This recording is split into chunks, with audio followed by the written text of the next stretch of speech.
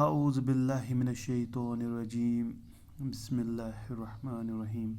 Dear students, assalamu alaikum wa rahmatullahi wa barakatuhu. Welcome back to the chapter The Cell for class 8, subject Science. Today's topic is nucleus. Nucleus. What is this nucleus? What are its functions? Before seeing what is nucleus and what are its functions, let's rewind a little bit what we taught in the previous lecture. Let us see. In previous lecture we talked about the parts of cell. There are three main parts of the cell. One is the cell membrane, which is also known as the plasma membrane, which is semi-permeable. It has holes, tiny holes, through which movement of substances takes place. Then we have the second part of the cell, that is cytoplasm, which is a jelly-like substance, fluid-like substance, liquid substance, in which we have tiny organs called cell organelles, such as mitochondria, Golgi apparatus, endoplasmic reticulum, and so on. Then we have the third part of the cell, that is known as nucleus. And today we are going to talk about the third part of the cell, that is nucleus. Okay. Coming to our third part of the cell, nucleus. Here it is, nucleus. This is the whole cell. Then we have the jelly-like substance, that is known as cytoplasm, and within this cytoplasm there is a spherical body. cytoplasm के अंदर एक circular, एक गोल सा object आपको दिखाई दे रहा है, तो इसको हम कहेंगे nucleus. So what is nucleus? Nucleus is a spherical body. Spherical body. Nucleus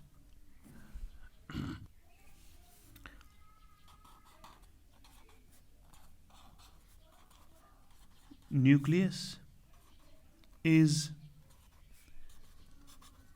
a spherical body. Nucleus is a spherical body present, जो कि मौजूद है. spherical body है ये, और ये मौजूद है present within the cytoplasm, और ये cytoplasm के अंदर, within the cytoplasm के अंदर मौजूद है. What is nucleus? Nucleus is a spherical body, गोल एक ऑब्जेक्ट है, present जो कि मौजूद है, within the cytoplasm जो कि cytoplasm के अंदर मौजूद है. ओके. और ये बात भी मैं आपको बताता चलूँ कि न्यूक्लियस इज सिंगुलर, और इसका जो प्लूरल है न्यूक्लियस का प्लूरल है न्यूक्लियाई.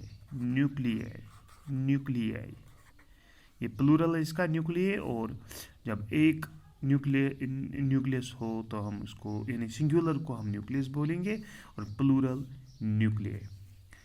कुछ सेल्स ऐसी है जिनके पास एक ही न्यूक्लियस नहीं बल्कि बहुत सारी न्यूक्लियाई मौजूद होते हैं. तो ओके, तो हम न्यूक्लियस की बात अब कर रहे हैं. ये जो न्यूक्लियस है इसको कहा जाता है, it is the control centre of the cell. It is the control center of the cell. It is the control center of the cell. It is the brain of the cell. It is the brain of the cell. It is the brain of the cell. ये जो nucleus है इसको control centre भी कहा जाता है और इसको ब्रेन ऑफ द सेल भी कहा जाता है. अच्छा, इसका मतलब क्या हुआ कि ये control centre of the cell है या ब्रेन ऑफ द सेल है. जिस तरीके से एक इंसान की जो बॉडी है वो जो भी काम करता है, जो भी फंक्शंस करता है, तो वो सारी फंक्शंस को एक ऑर्गन कंट्रोल करता है, जिसे हम ब्रेन कहते हैं, जिसे हम अपना दिमाग कहते हैं. ठीक, जो ये दिमाग है यही सारे काम कंट्रोल करता है। तो इसी तरीके से सेल को जो भी काम करने हैं, इसको बहुत सारे काम करने होते हैं, छोटे छोटे काम करने होते हैं, तो इन सभी फंक्शंस, इन सभी कामों को कंट्रोल करता है यही nucleus. So nucleus is known as the brain of the cell. It's also known as the control center of the cell because it controls all the functions of the cell. ठीक, और एक spherical body है जो कि मौजूद है within the cytoplasm. और ये भी मैं कहता चलूँ कि most of the cells have only one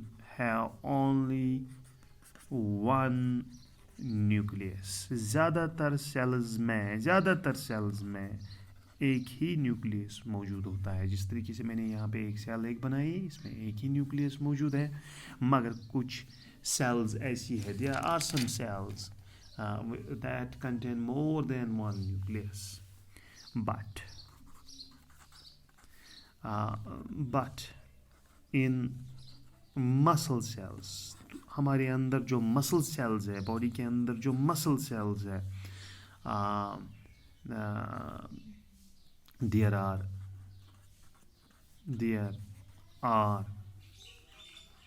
more than one nucleus. There are more than one nucleus present. तो ज़्यादातर सेल्स में एक ही न्यूक्लियस होता है, मगर मसल सेल्स जो हमारी बॉडी में है उनमें एक से ज़्यादा न्यूक्लियस मौजूद होते हैं। तो अब हम देखेंगे जो ये न्यूक्लियस है, स्फेरिकल बॉडी है, इसको थोड़ा जूम करेंगे। इस न्यूक्लियस को अब हम जूम करेंगे और देखेंगे कि न्यूक्लियस के हिस्से देखेंगे। जिस तरीके से हमने सेल के हिस्से देखे, सेल का पहला हिस्सा है सेल मेम्ब्रेन, जिसको हम प्लाज्मा मेम्ब्रेन भी कहते हैं। दूसरा हिस्सा है साइटोप्लाज्म जो कि जेली लाइक या फ्लूइड लाइक सब्सटेंस है। और उसके बाद हमने सेल का तीसरा हिस्सा देखा न्यूक्लियस। अब हम न्यूक्लियस को जूम करेंगे और देखेंगे इसके कौन कौन से हिस्से हैं, न्यूक्लियस में कौन कौन सी चीज़ें आती हैं। तो we will now focus on the nucleus. Okay, parts of nucleus. अब हम न्यूक्लियस के हिस्से देखेंगे। ठीक, सबसे पहला हिस्सा जो न्यूक्लियस का है वो है न्यूक्लियर मेम्ब्रेन।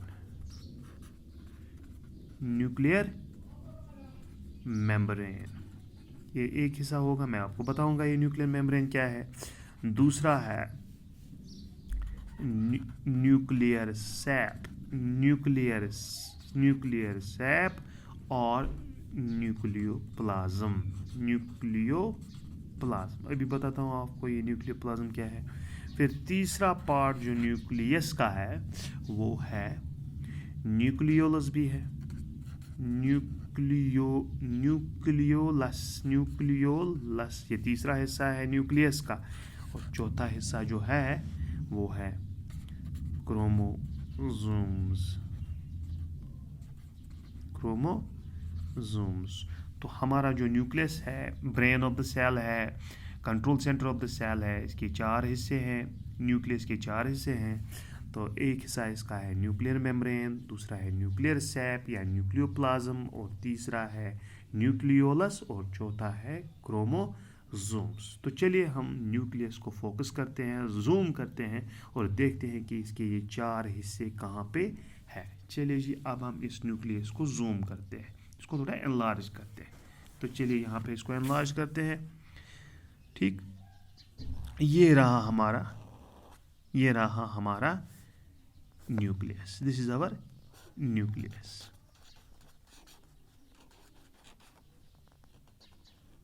ठीक, ये हमारा न्यूक्लियस रहा जो कि साइटोप्लाज्म में मौजूद है। ओके, तो न्यूक्लियस का पहला हिस्सा मैंने बोला कि न्यूक्लियर मेम्ब्रेन, यानी ये जो बाउंड्री है, ये जो लेयर है जो इसको एनक्लोज करती है न्यूक्लियस को, जो भी न्यूक्लियस के अंदर जो मटेरियल है तो इसको एनक्लोज करती है, एक बाउंड्री, एक लेयर, इसको हम कहते हैं न्यूक्लियर मेम्ब्रेन, न्यूक्लियर मेम्ब्रेन। ठीक है, तो न्यूक्लियस को कौन एनक्लोज करता है?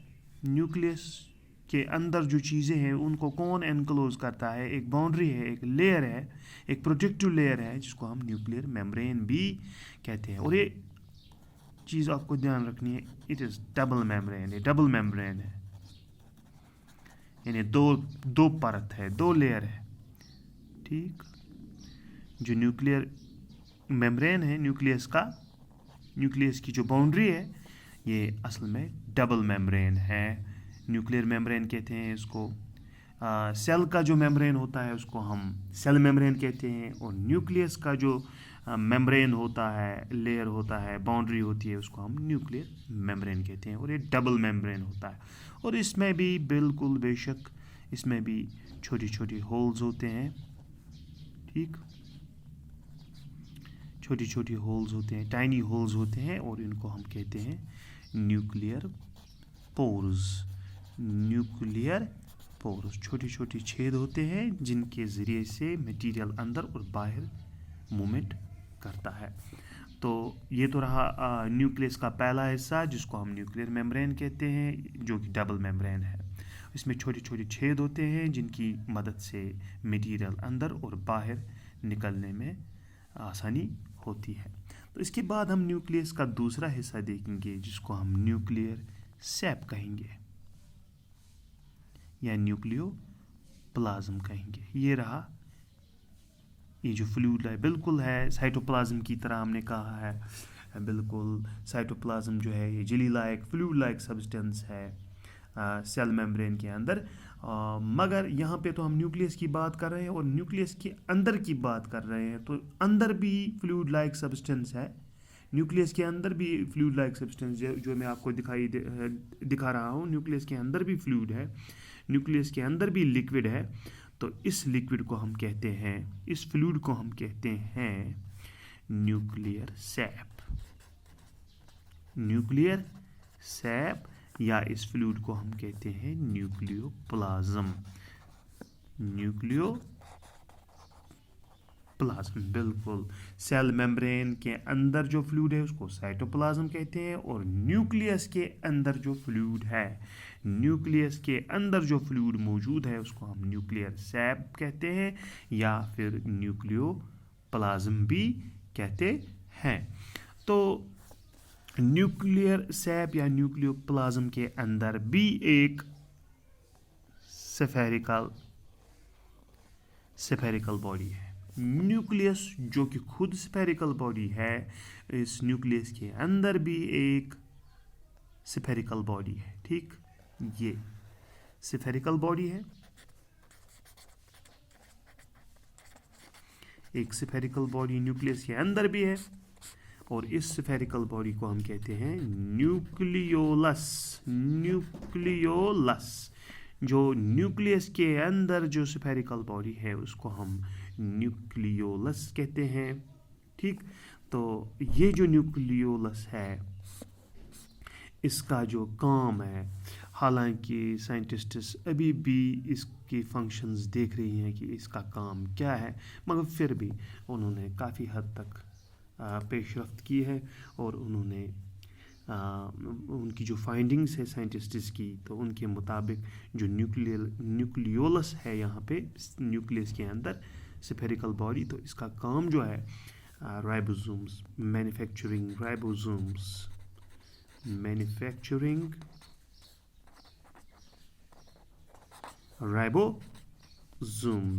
तो राइबोसोम्स तैयार करना ये इनका काम है। न्यूक्लियोलस का काम है राइबोसोम्स तैयार करना, और फिर राइबोसोम्स का काम है न्यूक्लिक एसिड्स को जोड़कर प्रोटीन्स तैयार करना, यानी सिंथेसिस ऑफ प्रोटीन्स। राइबोसोम्स का काम है सिंथेसिस ऑफ प्रोटीन्स, और वो प्रोटीन्स तब तैयार होंगे जब राइबोसोम्स पहले मैन्युफैक्चर यानी तैयार होंगे। और वो कौन करता है, राइबोसोम्स कौन मैन्युफैक्चर करता है, तैयार करता है? न्यूक्लियोलस। न्यूक्लियोलस एक स्फेरिकल बॉडी है जो कि न्यूक्लियस के अंदर मौजूद है।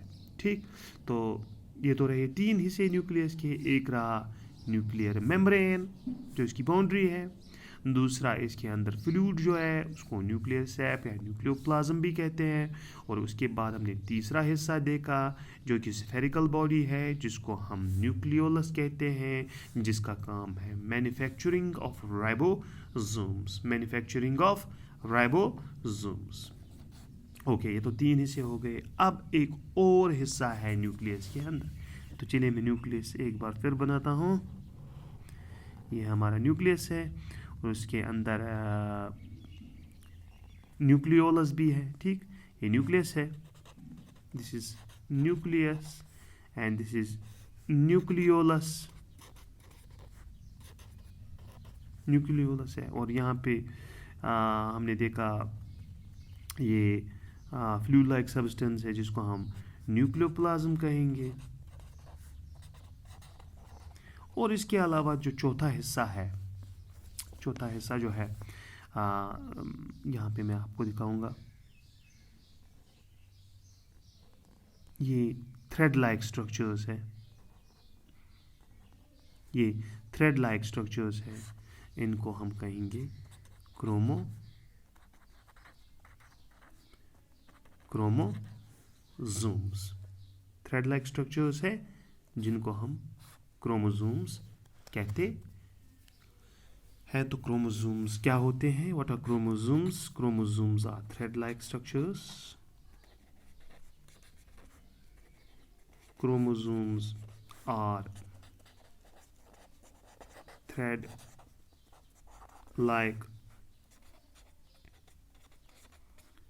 thread-like structures, बिल्कुल धागे की तरह होते हैं,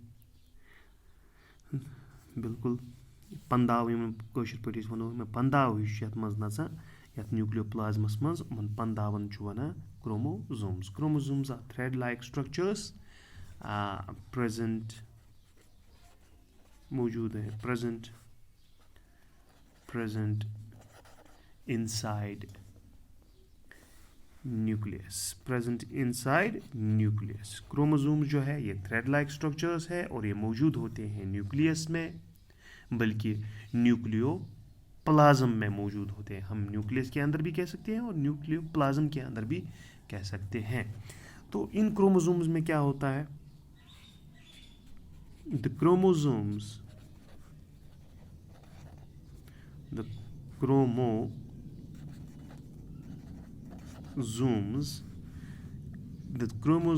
contain, क्रोमोसोम्स में क्या मौजूद होते हैं? ये जो थ्रेड लाइक स्ट्रक्चर्स है इनमें क्या मौजूद होते हैं? कंटेन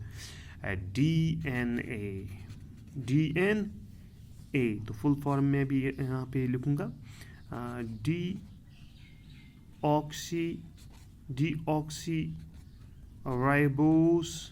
deoxyribose nucleic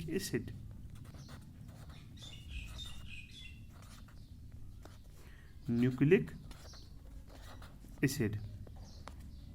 तो मैं यहाँ पे क्रोमोसोम्स की डेफिनेशन लिख रहा हूँ। Chromosomes are thread like structures present inside nucleus. और जो ये क्रोमोसोम्स हैं इनमें डीएनए होता है जिसका फुल फॉर्म है डीऑक्सीराइबोस न्यूक्लिक एसिड, जो कि जेनेटिक मटेरियल है। What is DNA? DNA is a genetic material, genetic material. तो क्रोमोसोम्स थ्रेड लाइक स्ट्रक्चर्स है, उनमें डीएनए होता है जिसको हम डीऑक्सीराइबोस न्यूक्लिक एसिड कहते हैं। डीएनए जेनेटिक मटेरियल है और इसकी शेप ऐसी होती है, मैं आपको दिखाऊंगा।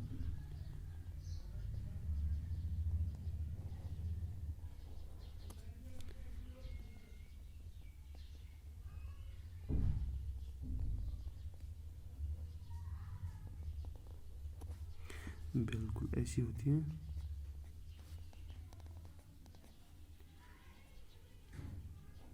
सीढ़ी की तरह।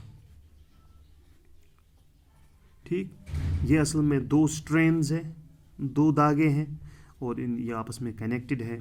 तो इसको हम डीएनए कहेंगे, इसको हम डीएनए कहेंगे। ये जेनेटिक मटेरियल है और इसका काम है, इस डीएनए का काम है ये सारी इंफॉर्मेशन स्टोर रखता है, सारी इंफॉर्मेशन स्टोर रखता है। कौन सी इंफॉर्मेशन स्टोर रखता है? जैसे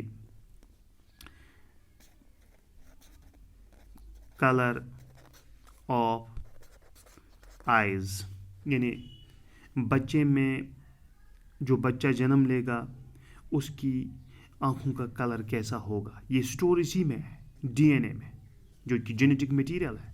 ये इसका काम है, इट स्टोर्स इंफॉर्मेशन। कौन सी इंफॉर्मेशन स्टोर करता है? जिस तरीके से हमारे पास पेन ड्राइव होता है तो उसमें हम फोटोग्राफ्स, मूवीज़ स्टोर करते हैं, तो इसी तरीके से हमारे पास कौन सी ऐसी चीज़ है जो इंफॉर्मेशन को स्टोर करेगा? तो बिल्कुल हमारे पास है क्रोमोसोम्स, जो कि थ्रेड लाइक स्ट्रक्चर्स है, उनमें मौजूद है डीएनए, जो कि जेनेटिक मटेरियल है। इसकी शेप मैंने आपको दिखाई, बिल्कुल सीडी की तरह है, 2 स्ट्रेंड्स हैं, 2 धागे जैसे हैं। तो ये स्टोर करता है इंफॉर्मेशन। कलर ऑफ आइज़, ये स्टोर इंफॉर्मेशन करता है कलर ऑफ हेयर, यानी बालों का कलर कैसा होगा, ब्लैक होगा, ब्राउन होगा। अच्छा, इतना ही नहीं, shape of hair, shape of hair यानी बाल कैसे होंगे, मतलब सिल्की होंगे, बाल सिल्की होंगे या कर्ली होंगे बाल, ठीक। मोटे बाल होंगे या सिल्की बाल होंगे या थिन बाल होंगे या कर्ली बाल होंगे। तो this means shape of hair. All these informations are stored on DNA, which is a genetic material। जो भी इंफॉर्मेशन है, इतना ही नहीं, कलर ऑफ आइज ही नहीं, कलर ऑफ हेयर ही नहीं, शेप ऑफ हेयर ही नहीं, बल्कि और भी बहुत सारी इंफॉर्मेशन है, जैसे शेप ऑफ नोज यानी नाक कैसी होगी, बच्चे की नाक कैसी होगी, माँ के जैसी होगी, बाप के जैसी होगी, भाई के जैसी होगी, बहन के जैसी होगी, ठीक। अच्छा, इतना ही नहीं, कलर ऑफ स्किन, जैसे किसी की स्किन होती है वाइट या किसी की स्किन होती है ब्लैक, तो ये सब इंफॉर्मेशन जो है ये स्टोर रहती है, saved in DNA, which is a genetic material, ठीक। तो ये सारी इंफॉर्मेशन इसी DNA में स्टोर होती है। अब मसला ये है कि मान लीजिए कलर ऑफ आइज, ये कहाँ पे स्टोर है? कोई तो हिस्सा होगा इस DNA पे जहाँ पे ये कलर ऑफ आइज स्टोर होगा। बिल्कुल एक हिस्सा हम लेंगे, या ये हिस्सा लेंगे, ये रिप्रेजेंट करेगा कलर ऑफ आइज को, और इसको हम कहते हैं, इस वाले हिस्से को, DNA के इस हिस्से को कहते हैं जीन, ठीक। ओके,